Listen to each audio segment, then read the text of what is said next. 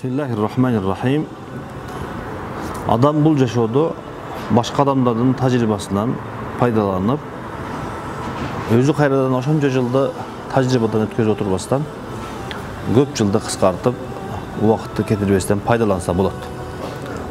Бул алымдардын бири 50 жыл изденип, сапар кылып, башка мамлекеттерге барып, изденип көрүп жүрүп, ушул 4 осуятка токтолдум дейт. Бұл осияттар жөнүндө Кур'ан-ы Керимде, пайгамбарыбыздын хадистеринде көп келген өзү негизи саллаллаху алейхи ва саллям. Бирок ошондой болсо дагы буларга токтолуп кетебиз. Биринчи осиятым дейт, өткөн ишке капаланба.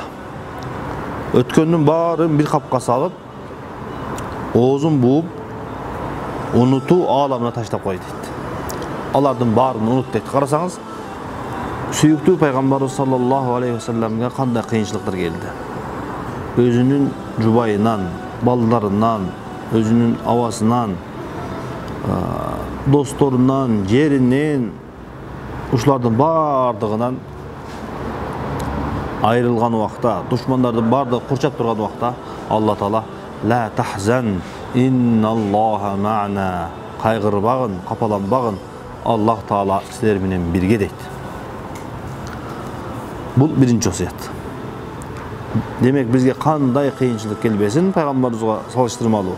Алардын баарында эгерде биз Алла Тааланын айтканын кылып, Алла Таала менен бирге болгон болсок, сөзсүз түрдө ал кыйынчылыкты жеңип, биз ийгиликке жетебиз. Ал эми экинчиси коркпогон дейт.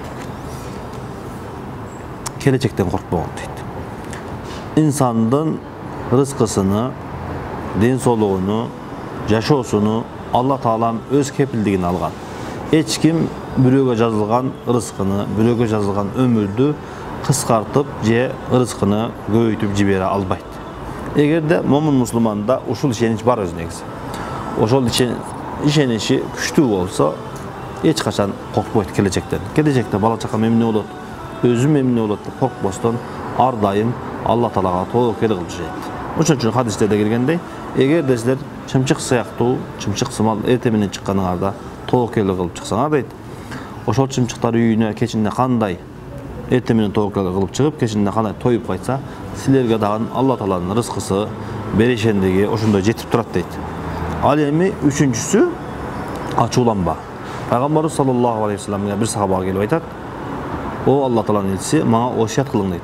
Пайгамбарыбыз саллаллаху алейхи ва саллам айтат: "Ла тагдаб", ачууланбагын дейт. Дагы бир жолу сурайт. Анда дагы ачууланба деп сурайт. Айтат. Үчүнчүсүндө дагы кайра келип айтканда ачууланба дейт. Эмнеге ачуулануу эмне кылат? Ачуулануу аклагыңды жана адамдар менен болгон мамилеңди бузат. Жакшы иш аракетиңди жоготот. Күнөөлөрүңдү көбөйтөт. Жамандыктын башаты көбүнчө ачуулануудан башталат дейт. Андыктан улуу сүйүктүү тарбиячы пайгамбарыбыз саллаллаху алейхи ва салламдын ушул хадисине амал кылып, баарыбыз ачуубузду басканга үйрөнөлүк. Ал эми төртүнчүсү кейбе. Алланын тагдырына нааразы болбогон дейт. Алла бешенеңе жазган нерсе болот. Кайсы рызкы, кайсы үй бүлө, кайсы бала чака, кайсы байлык пешенеңе жазылса, ошол нерсе болот. Алла Таала ким ишини алып кетем деген болсо, алам деген болсо, алардын баары кетет. Демек, Алла Таала бизге берген нерсеге, жазган нерсеге капаланбашыбыз керек экен. Кейбешибиз керек экен. Ошон үчүн Аллах Таала Кур'ан-ы Керимде мумундарды сыпаттагандан дейт: "Аллазина иза асабатум мусибатун қалу инна лиллахи ва инна илейхи ражиун." Биз Алла Таалага таандыкпыз барыбыз. Алла Таалага кайтуучубуз дейт. Демек, Алла Таала өзүң бердиң, өзүң алдың деп, момун мусулманда эч кандай кейүү болуш керек экен. Жана ушул аяттын уландысында улаика алейхим салаватум мир раббихим ва рахма. Алла Тааладан ал адамдарга, сабыр кылгандарга, биз Алланыкыбыз, Аллага таандыкпыз, Алла Таала өзүң бердиң, өзүң алдык деген адамдар үчүн Алла Тааланын ырайымы, кечирими, берешендиги бар дейт.